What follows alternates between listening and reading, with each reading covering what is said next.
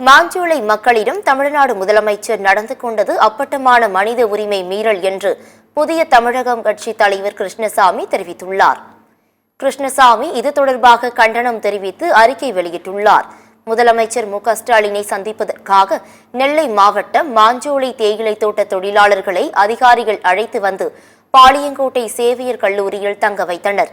காலை 9 மணி வரையில் முதல்வரை சந்திக்க அழைத்து செல்லப்படாததால் அதிருப்தி அடைந்த தொழிலாளர்கள் சாலை மறியல் போராட்டத்தில் ஈடுபட்டனர். பின்னர் அழைத்துச் செல்லப்பட்ட தொழிலாளர்கள் 6 பேரிடம் முதலமைச்சர் ஒரு வார்த்தை கூட பேசாமல் மனுவை மட்டும் வாங்கிக் கொண்டார். இதுதான் ஏழை எளிய மக்களிடம் அரசு நடந்து கொள்ளும் முறையா? தொழிலாளர்களிடம் முதல்வர் நடந்து கொண்டது எதன் வெளிப்பாடு என்று கிருஷ்ணசாமி கேள்வி எழுப்பினார். மண்ணுரிமையும் வாழ்வுரிமையும் மீட்க போராடி கொண்டிருக்கும் மாஞ்சோலை மக்களிடம் தமிழ்நாடு முதலமைச்சர் நடந்து கொண்டது அப்பட்டமான மனித உரிமை மீறலாகும் என்றும் அவர் கண்டனம் தெரிவித்தார்.